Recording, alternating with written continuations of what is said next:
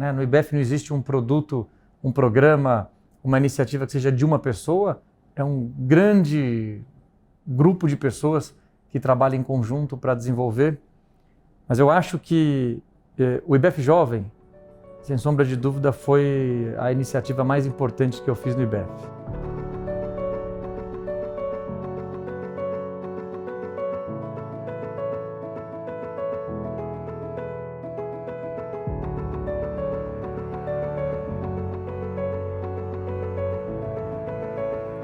A grande homenageada como CFO do ano de 2022 é realmente uma honra.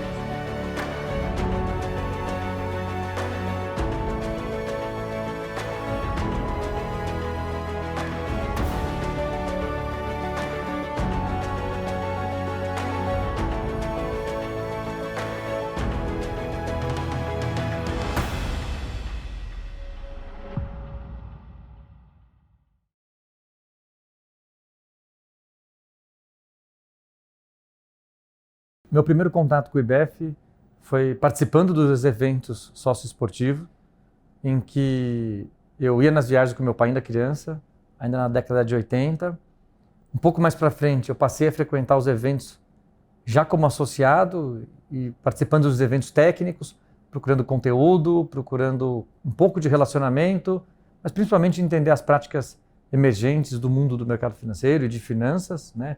Obviamente isso pelas indicações do meu pai, né, o professor Securato, e mais para frente, né, já depois formado em 2005, né, por incentivo do meu pai, eu me inscrevi no Prêmio Revelação em Finanças, onde eu recebi um prêmio de menção honrosa, que é um prêmio de destaque, e acho que eu chamei a atenção, todo mundo já me conhecia como filho do professor Securato, mas foi quando eles me convidaram para um primeiro projeto, né, de trazer novos associados, principalmente jovens, como eu era na época, para participar. E aí foi que nasceu o IBEF Jovem, né? Eu acho que esse foi o meu primeiro grande projeto dentro do IBEF e foi quando eu comecei uma relação super forte, que dura até hoje, né? Passados aí tantos anos. O IBEF São Paulo ele tem um protagonismo porque ele faz parte da história econômica do Brasil. O país, nos últimos 50 anos, passou por transformações imensas em termos econômicos, né? A gente sai de um regime militar, a gente entra num processo de redemocratização, a gente enfrenta, né, a hiperinflação, a gente depois desenvolve, né, um pouco mais a área social, ou seja, cada período, cada presidente, cada mandato, o Brasil vai conquistando uma série de ganhos econômicos que se traduzem em ganhos para a sociedade. O IBEF faz parte disso, de diversas formas, né? Primeiro porque os executivos de finanças, na sua totalidade, os CFOs, que eu acho que são mais emblemáticos, eles que estão lá pilotando as grandes organizações que ajudam a desenvolver o país. Então, seja na hiperinflação, tentando sobreviver, seja em momentos de privatizações, seja em momentos, né, de crescimento econômico. O IBEF São Paulo participa de todos os setores da economia, absolutamente todos. Isso é fundamental. A gente está colocando os melhores executivos do Brasil a serviço das grandes empresas para fazer com que essas empresas cresçam e sejam protagonistas do nosso país. Isso é fundamental. A gente ajuda a criar empregos, a recolher impostos, a desenvolver o país. A gente ajuda dando voz para uma série de iniciativas que são benéficas para o país, se posicionando em temas que são relevantes, para ajudar, né, governos, seja governo do Estado, seja governo federal, seja Senado, Câmara dos Deputados, sempre em contato, principalmente com as instituições mais técnicas, Banco Central, Comissão de Valores Mobiliários, Ministério da Fazenda e seus secretários. O IBEF sempre esteve em contato com os grandes decisores econômicos do Brasil. Então a história do IBEF São Paulo em 50 anos, ela se confunde com a história econômica do Brasil, pelo protagonismo que as pessoas que passam pelo IBEF têm em deixar não só sua marca trabalhando, mas também se posicionando e mostrando o que é melhor economicamente para o Brasil e, portanto, para a sociedade. Eu fiquei bastante tempo dentro do IBEF, né? Eu comecei em 2005, né, com a semente do IBEF Jovem, depois eu fui convidado para fazer parte da diretoria, ainda como IBEF Jovem, fui tendo outras cadeiras dentro da diretoria, até presidente da diretoria, fui para o conselho de administração, até assumir como presidente do conselho de administração. Então, deu para fazer parte de muitas histórias, né? No IBEF não existe um produto, um programa, uma iniciativa que seja de uma pessoa, é um grande grupo de pessoas que trabalham em conjunto para desenvolver. Mas eu acho que o IBEF Jovem, sem sombra de dúvida, foi a iniciativa mais importante que eu fiz no IBEF. O IBEF, em 2005, era muito atuante, muito protagonista, mas ele tinha uma dificuldade geracional. Ele tinha um grupo de pessoas que protagonizavam, que era basicamente formada por homens, executivos de grandes organizações, das maiores organizações do Brasil, os maiores bancos do Brasil, e a gente tinha deficiência de, tá aí, o tempo vai passar e quem vai fazer parte do IBEF no futuro?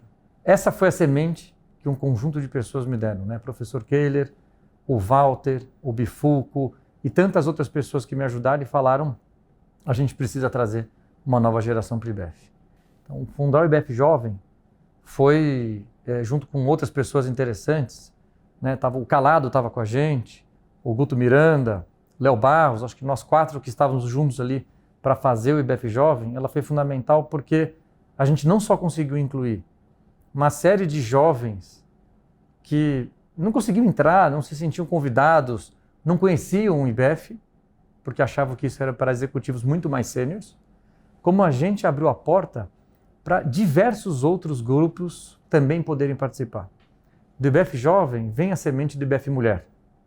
E isso foi, acho que um dos maiores projetos do IBEF, não foi eu que fiz, eu talvez tenha ajudado a empurrar um pouco, mas foi fundamental para a gente endereçar o tema de diversidade de gênero dentro do Instituto. E mais para frente, a gente também fez o IBEF Global, trazendo expatriados, né? Pessoas que são nativas de outros países, que vieram morar no Brasil, lideram áreas financeiras de importantes organizações, mas que também não se sentiam convidados a participar do IBEF. O que a gente chama de IBEF Conecta é conectar todas as pessoas que se interessam por finanças, que estão no meio de finanças, que são executivos de finanças ou estão em torno da prestação de serviço, para juntar no grande propósito que é o Instituto. Então, acho que o IBEF Jovem, ele foi quem abriu a porta para a gente tornar o IBEF muito mais inclusivo, muito mais diverso, e lógico, isso foi super importante para o protagonismo e para a importância que o IBEF tem hoje nos seus 50 anos.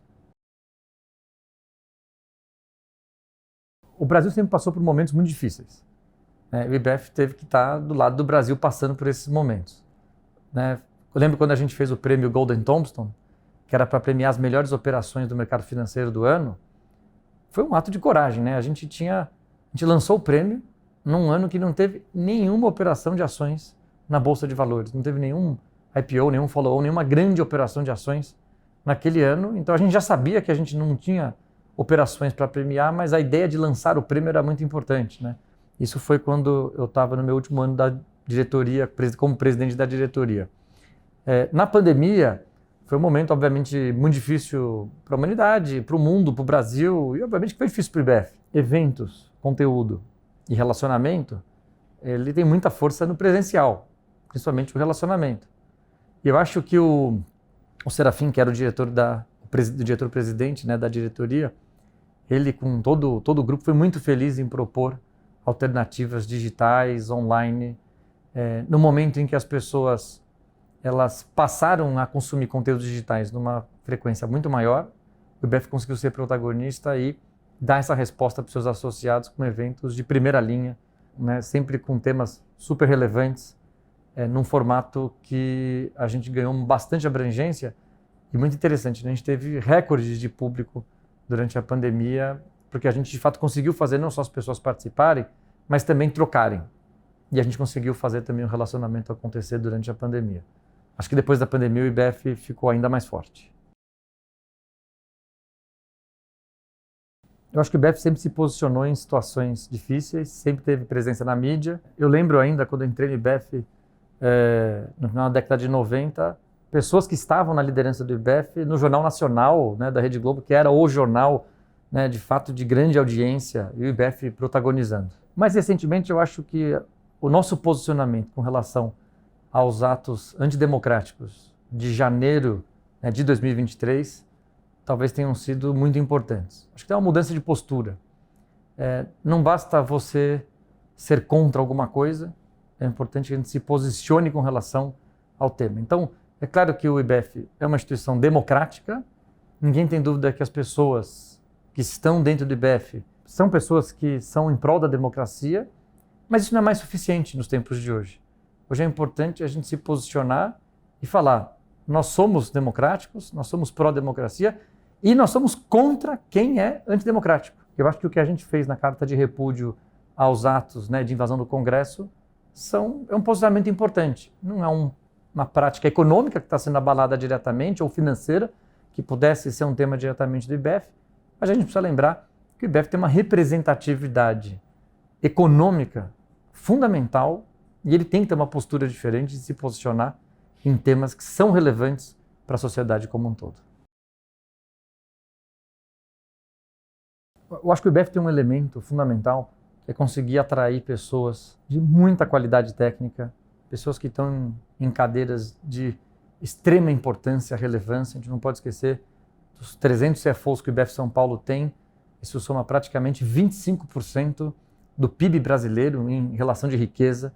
Então, esse protagonismo, essa importância é um dos fatores mais importantes. Mas a grande pergunta é o que a gente vai fazer com a relevância, né, e ter 25% do PIB brasileiro gerado pelos associados do IBEF. E eu acho que a resposta está em 3 questões. O IBEF, por meio dos seus executivos, ele tem que liderar a agenda ESG. Ele tem que liderar a agenda de transformação digital e o IBEF tem que liderar a agenda de educação. A agenda ESG e a agenda de transformação digital são 2 agendas de transformação de mundo, não tem volta, e é como se parasse um trem e a gente tivesse a oportunidade de entrar nesse trem, ganhar protagonismo e fazer parte para gerar desenvolvimento econômico, para gerar emprego, para gerar renda, para fazer um Brasil melhor, para fazer que as pessoas vivam melhor. Essa condição a gente tem. As empresas que o IBEF representa, as pessoas que estão aqui dentro, têm condições de liderar esses projetos. Eu estou falando de muita agregação de riqueza. Isso vai dar mais protagonismo para o IBEF e, mais importante, vai ajudar a sociedade. E o terceiro ponto que eu comentei é que a gente não vai conseguir fazer as agendas de transformação, seja ESG ou de transformação digital, sem a gente passar por um processo de requalificação. O Fórum Econômico Mundial estima que 60% do mundo precisam se recapacitar para estar pronto para o novo mundo. E o IBEF já faz isso. O IBEF é um lugar de aprendizado, é um lugar de discussão, é um lugar de treinamento, é um lugar, como eu já comentei, de práticas emergentes.